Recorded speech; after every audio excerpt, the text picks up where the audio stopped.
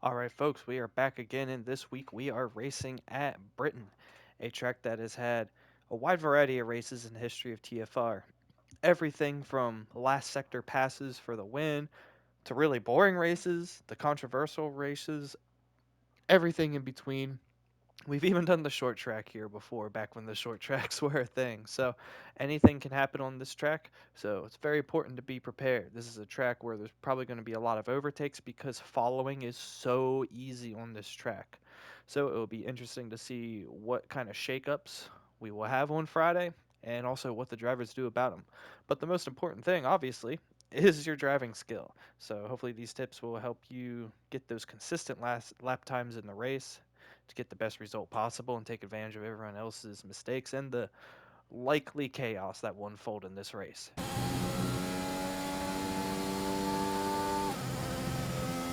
Turn 1 on low fuel is full throttle. Just be gentle with your steering. Even during the race, it's like 90% throttle. Very fast corner. Just obviously don't want to spin out, which you can do. Just being sensitive with your steering is the key here. You don't want to mount this curb here on the left. It will actually hook the underneath the car and spin you right around. Easy corner this really, just brake right on the red. It's a sharp corner, but it's also a long corner, so you can carry a decent amount of speed through here. And just don't go in too deep after the apex because this just sets you up for the double left-hander coming up. And it's a squirt on the throttle and right back into braking. I brake a touch before the red here, and I try to do most of my braking in a straight line. And this corner is just about getting the feel of two things, really. That turn-in timing, for one, and how much speed to carry through. If you carry too much speed, you're going to find yourself on the exit curb, and it's going to be harder for you to get on the throttle down this DRS straight.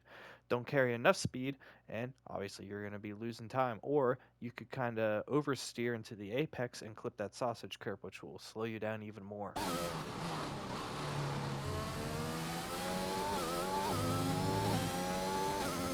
Avoid these sausages on the inside, they can spin you around.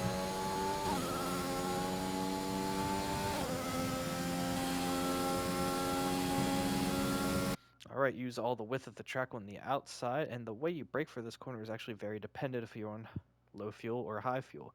The more fuel you have, or the more speed you're carrying because you're behind another car, used ERS, got DRS, or a combination, you got to brake a little bit before the red. This is about getting that turn-in timing because it's a very late apex. You apex too early, and it's going to mess you up setting up for the right-hander that immediately follows. So it's about being patient on that turn in, clipping the apex at the end of the corner, and not going in too deep on the exit so you can't straighten the car out and break in a straight line for the right-hander. Speaking of the right-hander, here we are. You want to start your braking in a straight line and pretty much right on the red. And the key here is knowing when to stop braking and just allow the car to coast through the corner. The key here is getting that rhythm of doing all of your braking, then all of your coasting, and then all of your accelerating. Those additional little micro taps of the brake or squirts of the throttle through the corner is where the mid-tier drivers lose the time to the higher tier drivers. Get on the throttle as you're straightening the car out on the exit, and don't be a hero getting on the throttle and spinning into the wall, especially if there's a car in front of you, because slipstream is so good. That car in front of you is not going to go anywhere.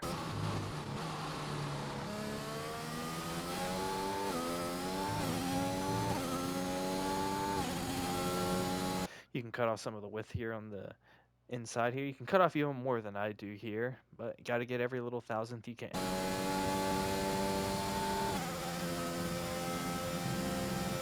Okay, interesting corner, this one. It's just the lightest let off here on light fuel, maybe 90% throttle as you go into the corner. But it's almost 100% throttle the whole way through. It's just a little moment. You can tone it down to about 90% throttle, and that'll just help keep the car settled. On race fuel, you're going to have to let off. So, yeah, this is one of those corners that feel very different between high fuel and low fuel. It'll really catch out those drivers that only practice one or the other.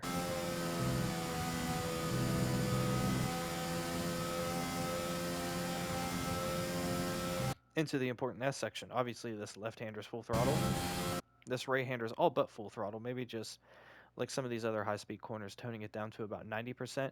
And that's not because you can't carry the speed. It just helps keep the car settled when you go to the corners that you actually have to brake and let off for. This corner is just a let off on low fuel, but on high fuel, I do tap the brake, which helps get the car nice and set up for the right-hander, which obviously is the ultimate corner here to set you up for the long DRS straight where most of the overtakes in the race will happen.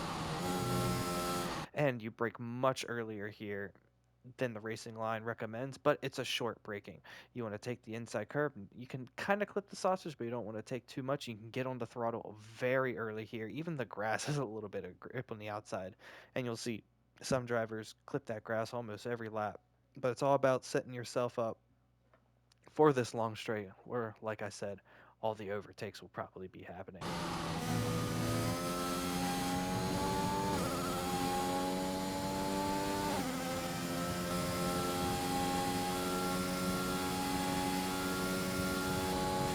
Final corner here at the end of the straight. It's a very easy corner once you realize that you don't got to brake very much for this corner at all. I brake a little bit before the red, get down to my cornering speed, just chuck it through the corner, and then nice and smooth on the exit, getting on the throttle. You're carrying so much speed that you can pretty much get the full throttle, but you're turning so sharp that that's how people spin.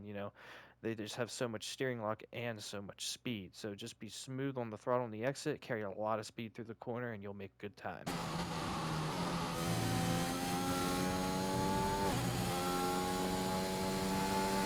Final section here, you pretty much brake right on the red or a little tiniest bit before here. You want to, like on most corners on most tracks in this game, you want to take the low part of the curb, but avoid those sausages. And just a squirt of the throttle here, just chuck it into the right-hander, just coast through it, no need to tap the brake, and then nice and smooth on the exit. Try to straighten the car out as much as you can, where the track goes straight a little bit after this right-hander, so you can get the full throttle much easier. I do clip the sausage curb here, not preferable.